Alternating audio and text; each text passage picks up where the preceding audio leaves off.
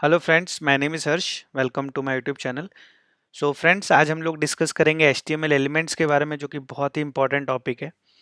और जैसा कि हम जानते हैं, जब भी हम लोगों को एचटीएमएल का पेज बनाना होता है, हम लोग doc type HTML head start करते हैं, हैंड हेड क्लोज करते हैं, बॉडी स्टार्ट करते हैं, बॉडी क्लोज करते हैं, उसको हम लोग एचटीएमएल एलिमेंट्स बोलते हैं।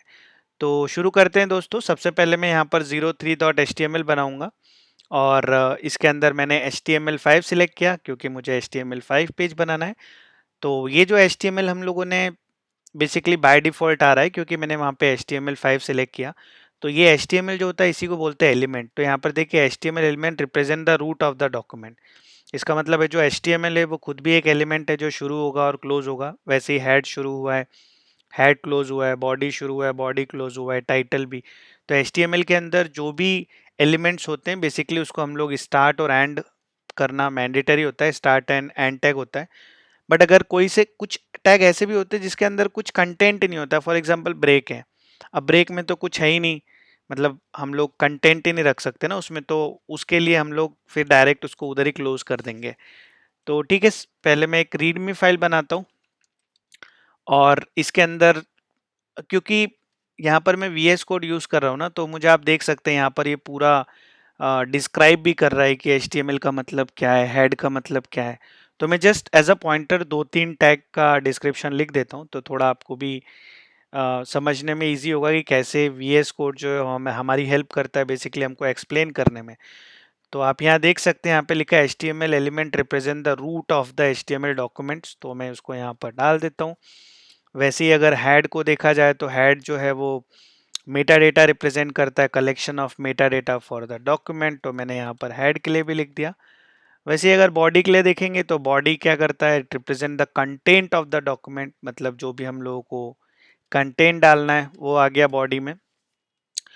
तो इसी तरह से बेसिकली हम लोग एलिमेंट्स का यूज़ कर सकते हैं। सपोज अगर मुझे कुछ मैसेज दिखाना है तो मैं हेडर यूज़ कर सकता हूँ। हेडर में मैंने यहाँ पे लिखा प्रोग्रामिंग विथ हर्ष।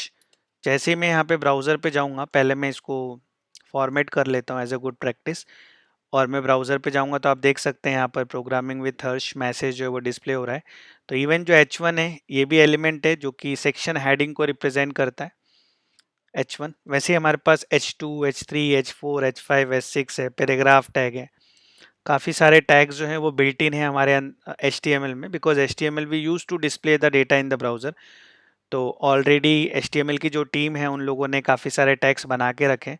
बट कुछ कुछ टैग्स ऐसे भी हैं जो कि क्लोज नहीं होते। फॉर एग्जांपल यहाँ पर मैंने एक H2 डाला और ये मैसेज मैं वापस से प्रोग्रामिंग विथ हर्ष इसमें डाल रहा हूँ। अभी मैं ब्राउज़र पे जाके देखूंगा तो मुझे दो प्रोग्रामिंग विथ हर्ष दिखेंगे।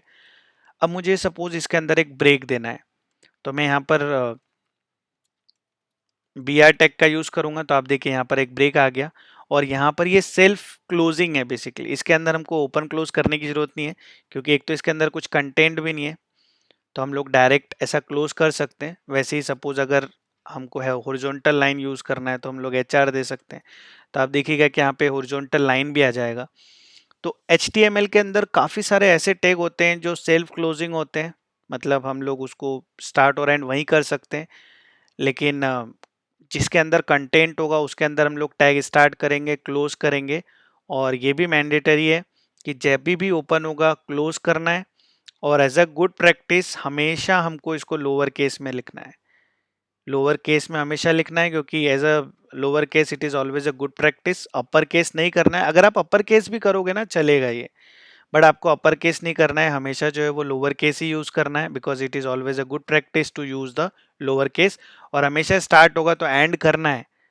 ये नहीं कि आउटपुट आ रहा है तो एंड नहीं किया, क्योंकि अगर आप एंड नहीं करोगे और सपोज अगर आपने अलग अलग एलिमेंट्स पर अलग अलग CSS अप्लाई किया है तो आपको कॉन्फ्लिक्ट आएगा। वो मैं आने वाले सेशंस में आपको दिखाऊंगा। अगर आपने प्रॉपर क्लोज टैग नहीं किया HTML में तो क्या प्रॉब्लम होता है।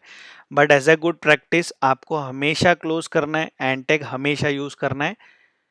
And this is how the HTML elements works. So hope you like this video. Please like करें, शेयर करें एंड सब्सक्राइब करें। Thank you.